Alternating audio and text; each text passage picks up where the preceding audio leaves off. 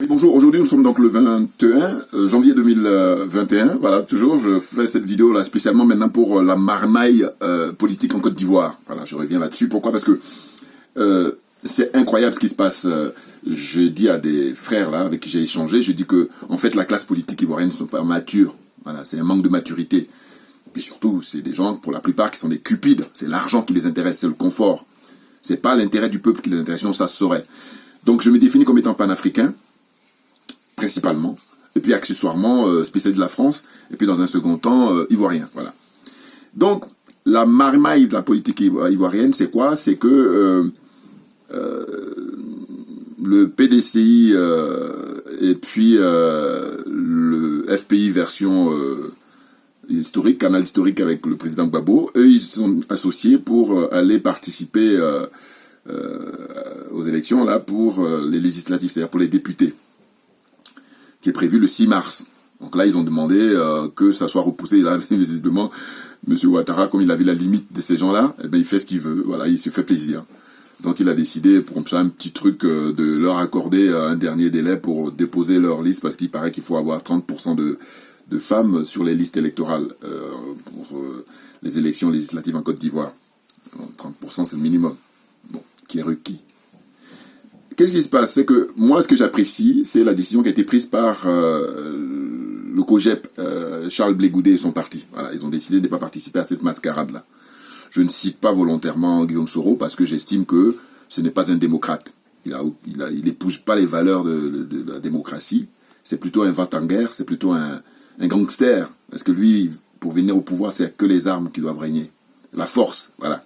À l'opposé, c'est le contraire de Charles Blé Goudé qui, lui, veut venir au pouvoir par le verbe.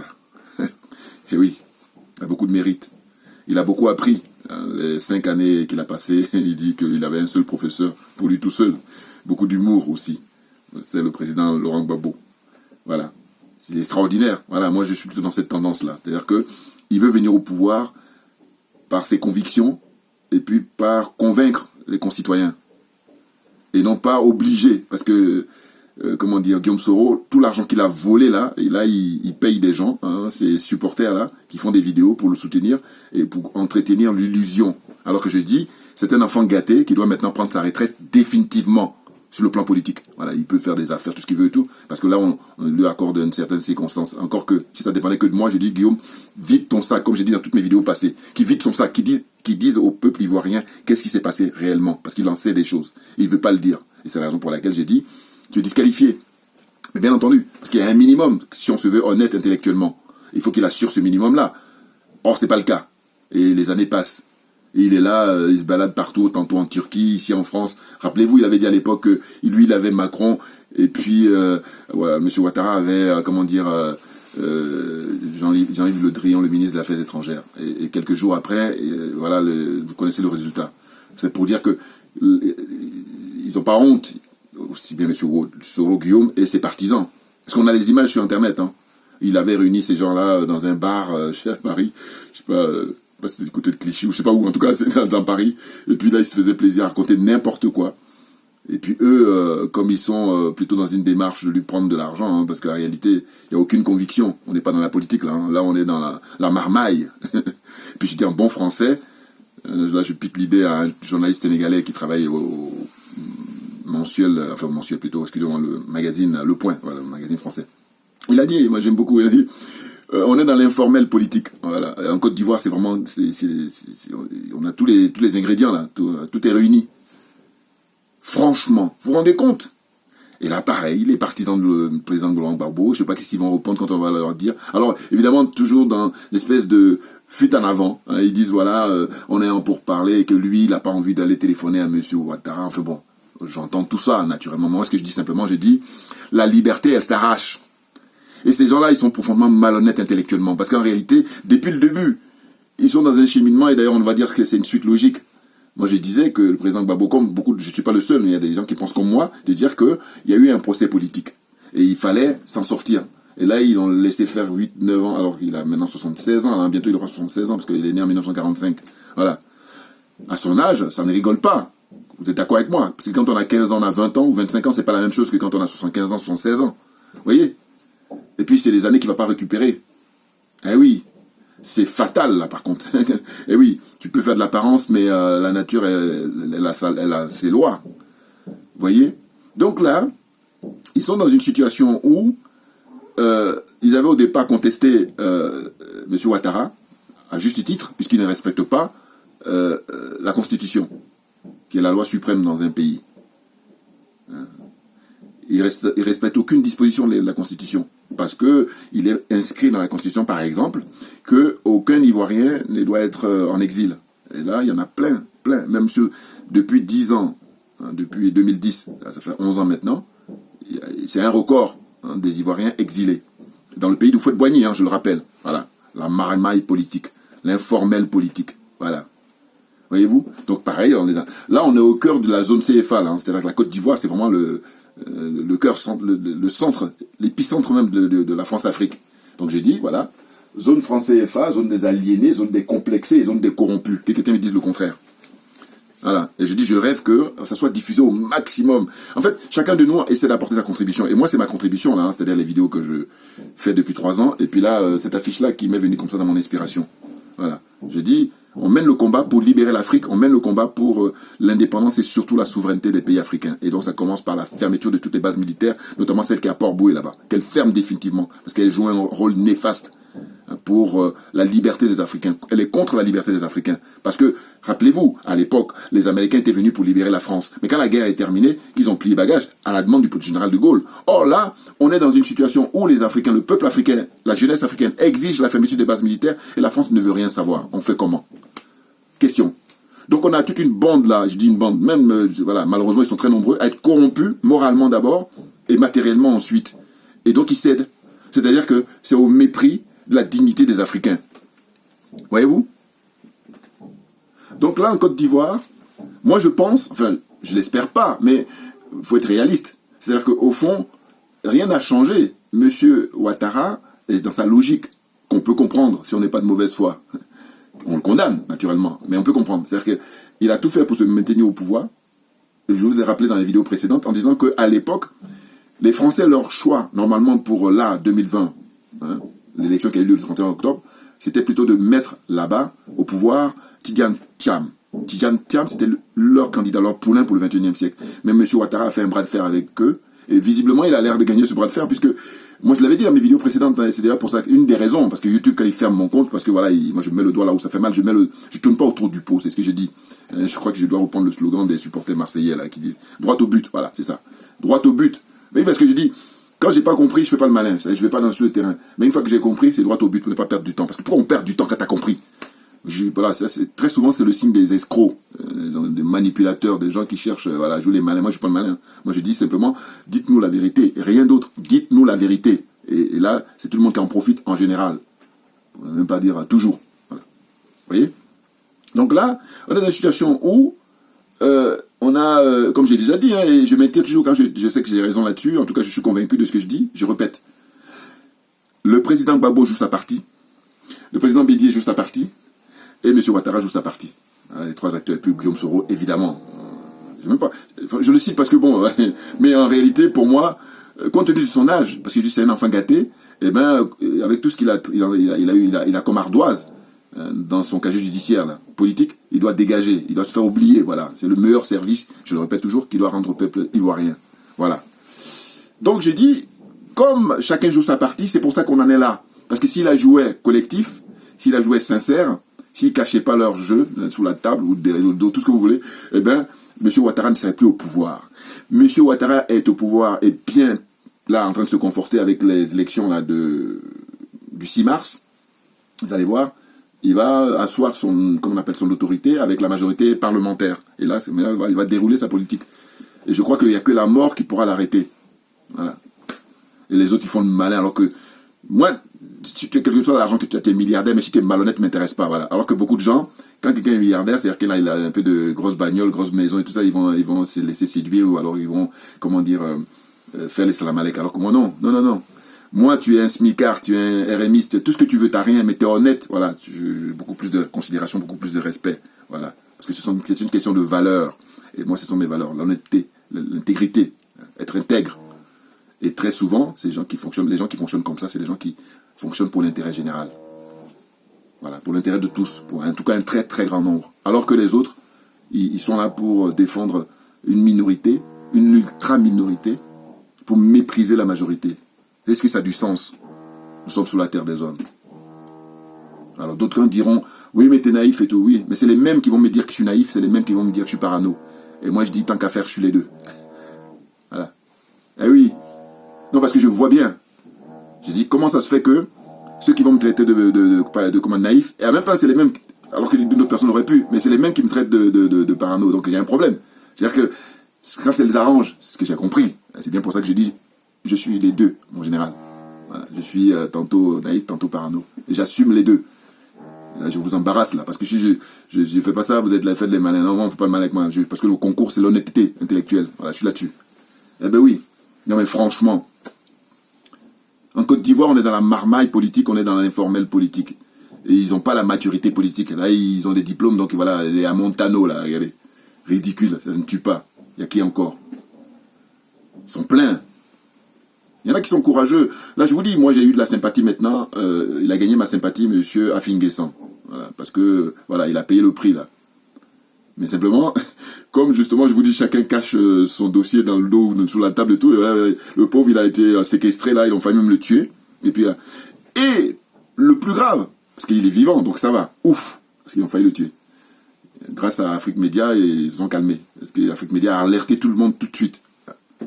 Mais le plus grave, c'est qu'aujourd'hui, nous sommes le 21, janvier 2021, et il y a toujours des prisonniers politiques en Côte d'Ivoire, en très grand nombre. C'est ça qui est grave. Parce qu'il y a des conséquences. Il y a des gens qui meurent, là. Il y a des gens qui sont souffrants. Je ne parle même pas d'humiliation. Et puis, il y a beaucoup, comme je disais tout à l'heure, d'exilés. Il y a des gens qui meurent même en exil parce que, justement, il y a le mal du pays. Enfin, en tout cas, il y a cette espèce d'absence comme ça pour distance avec la famille, avec les amis, avec l'environnement, et puis voilà. Et le psychisme, il est beaucoup plus fort que le physique. Hein. C'est-à-dire que s'il n'était pas bien dans la tête, eh ben, ça accélère, et puis tu quittes cette terre. C'est clair. Alors que si tu es bien dans la tête, c'est le moteur. Hein. Moi, je suis pas scientifique, mais en tout cas, toujours mon bon sens. Et voilà, ils sont clairs. Bon, là, ce que je dis là, c'est enfoncer là, une porte qui est déjà ouverte. Mais, enfin, ceux qui ont compris, c'est tant mieux. Ceux qui n'ont pas compris, c'est dommage. Voilà, parce que c'est très simple à comprendre. Donc, au fond, je dis qu'en Côte d'Ivoire, on est dans la maille politique, on est dans l'informel politique, parce que j'ai une classe politique là, qui veut avoir des sièges à l'Assemblée pour pouvoir alimenter leur parti politique. Parce que il y a une loi qui est prévue en Côte d'Ivoire, et quand on a atteint, quand on obtient un groupe parlementaire, ça permet à l'État, hein, l'argent public, hein, de pouvoir bénéficier des... Et c'est ça, tous ces calculs-là qu'ils font. Et du coup, on se dit, mais il y a des gens qui sont morts. Là, il y a eu, moi je pense, au moins 200 morts là. Au moins. Avec toujours la symbolique sur la décapitation du jeune frère, Kofi. Ils ont coupé sa tête et puis ils jouaient au ballon avec ça. Je dis, on va le rappeler constamment parce que c'est du jamais vu. Parce que avant cette scène-là, écoutez, décapiter, c'est quelque chose qui est, comme on dit, vieux comme le monde. Mais en revanche, on joue au ballon avec ça. Je dirais même que je comprends même pas d'ailleurs pourquoi les grands footballeurs, les professionnels là, ils fassent pas une sensibilisation par rapport à ça. Ils sont tous là dans la trouille, ils sont tous là dans leur petit confort. Voilà, la vie s'arrête là. Voilà. Franchement, non, je dis, quand c'est comme ça, je me permets de vous dire, dites que vous n'êtes pas des êtres humains. Voilà. Faites pas le malin, hein, parce que moi, quand on a prétention de dire qu'on est un être humain, il y a des minimums qu'on doit assurer. Là, pour le coup, vous n'assurez pas les minimums. Parce que comment vous expliquez, vous, votre discipline, eh bien, elle est salie là. Et quand je dis qu'elle est salie, le mot même est faible. Donc, faites une campagne pour dénoncer ça. Et le faire, c'est le minimum. Ah ben oui. Et je dis toujours que si on peut faire plus, c'est tant mieux. Mais quand on ne peut pas faire plus, mais au moins qu'on fasse le minimum. Or là, il n'y a même pas de minimum. Et là, M. Ouattara est tranquille pour faire plaisir aux Français. Parce que lui, le concours qu'il mène, c'est pour leur dire, voilà, je peux mater le peuple et je peux aller beaucoup plus loin que vous l'imaginez. Et eux, ils sont là, ils sont même, ils sont complètement stupéfaits. Ah ben oui. Je vous dis, M. Ouattara, c'est l'esclave que les Français ont rêvé depuis toujours. Et pour le 21e siècle, mais là, il bat les records tous les jours. Pourquoi? Mais parce que, écoutez, quand les Français lui disent, écoutez, messieurs, ramenez-nous juste, je sais pas moi, un poulet, un mouton ou une vache, lui dit, non, non, non, je vous envoie tout. L'enclos, je vous envoie la ferme, tout. Voilà. Comme ça, la question est vite résolue. Au lieu de vous donner une petite là que vous demandez, moi je vais vous donner même plus. Si je suis généreux pour faire du mal à mon peuple, voilà ce qui se passe pour M. Ouattara. Et je m'adresse à ces jeunes partisans. Parce que ceux qui sont anciens, c'est leur problème. Ils sont d'un autre temps. Mais ceux qui sont jeunes, c'est là où c'est beaucoup plus difficile à comprendre. Parce que vous vivez à quelle époque? Vous vivez dans l'anachronisme. Et c'est très grave, parce que vous êtes aussi, responsable de cette situation-là. Ah ben oui, il faut dire les choses. Attendez, pourquoi vous refusez qu'il y ait un dialogue national? Pourquoi vous refusez qu'il y ait une discussion entre Ivoiriens? Pour que chacun vienne laver le linge sale, là, justement. Et on a eu des expériences. Dans mes vidéos précédentes, j'avais cité le cas de l'Afrique du Sud, où je dis ils ont connu 40 ans d'apartheid, et c'était la haine entre les Blancs, ou je dirais même plus la haine des Blancs vis-à-vis des Noirs. Et au bout des 40 ans, avant que M. Mandela, quand M. Mandela a pris le pouvoir, il était question, justement, d'une réconciliation nationale. Mais il y avait un préalable, c'est que chaque Sud-Africain est venu vider leur sac. Ceux qui ont été, les victimes et ceux qui ont été les bourreaux. Voilà, ils ont vidé leur sac. Il est question de dire tout ce qui s'est passé. Et puis comme ça, comme on est condamnés à vivre ensemble, et on dit on va pardonner. Voilà, c'est un préalable. Or là, du côté de M. Ouattara, on ne veut pas entendre parler de ça. Mais que fait l'opposition? Eh bien, je vous dis, je prends toujours l'expression, parce que moi je suis ivoirien, donc je fais comme on laisse ça à Dieu. Non mais attendez, non, faut arrêter avec ça. C'est ce que j'appelle l'aliénation, mais poussée à son extrême. Ah ben oui, l'aliénation poussée à son extrême. Pourquoi? Parce que il y a des morts là. Pourquoi eux ils seraient morts? Et il y a un titre là, j'ai lu dans la presse ivoirienne, disait en perte et profit. Mais pourquoi? C'est ce que je ne supporte pas et c'est la raison pour laquelle je fais ce minimum là, c'est-à-dire les vidéos pour dénoncer cette espèce d'inhumanisme, voilà, le contraire de l'humain. Même les animaux sont mieux, parce qu'ils ne tuent pas gratis. Oh là, on a tué gratis, là. Ils vont jamais plus revenir. Donc la douleur est même encore plus forte pour leurs proches. Ah ben oui, parce que une fois que t'es parti, mais par contre ceux qui restent, qui te connaissent, c'est ça qui est beaucoup plus difficile. Et pour quelle raison? Et là on voit maintenant l'attitude des prétendus opposants. Ça me peine, parce que je dis, en réalité, c'est pas l'opposition, parce que c'est M. Ouattara qui est l'opposition, en réalité. Alors c'est vrai que c'est une discussion ouverte, mais moi quand je dis ça, c'est que je dis, mais on sait très bien que tout a été faussé au niveau des élections, et que, réellement, si on laisse les gens libres, eh ben, on sait très bien que M. Ouattara est minoritaire, et qu'il a, pour être généreux, je veux dire 5% de la population. Voilà. Ça veut dire qu'il y a 95% des gens, simplement parce qu'ils ont peur, voilà, c'est pour ça, mais ils jouent dans la combine. Ils jouent dans la connivence. Ils laissent faire. Mais sinon, si on laisse les gens libres, eh ben, c'est fini, M. Ouattara. Il a eu la générosité du peuple ivoirien pendant 2 mandats. C'est terminé. Va à la retraite. Faites-toi oublier. C'est tout. Or là, il y a des gens là qui disent qu'ils font de la politique alors que ils font tout mais pas de la politique. C'est de la marmaille. C'est de l'informel. En plus là, par contre, ils le comprennent. Hein, parce que c'est des gens qui ont des bagages au niveau intellectuel avec des diplômes à ne pas en finir. Mais simplement, si vous allez faire autre chose, ou là vous allez briller dans les affaires ou dans votre entrepreneuriat personnel, moi j'ai du respect, j'ai de la considération. Mais quand vous venez faire de la politique, là il s'agit de gérer le bien commun, il s'agit de gérer l'intérêt général. Et là j'ai aucune indulgence, aucune, bien entendu. Bah oui, parce que moi je suis un fils du pays, je suis un fils du continent.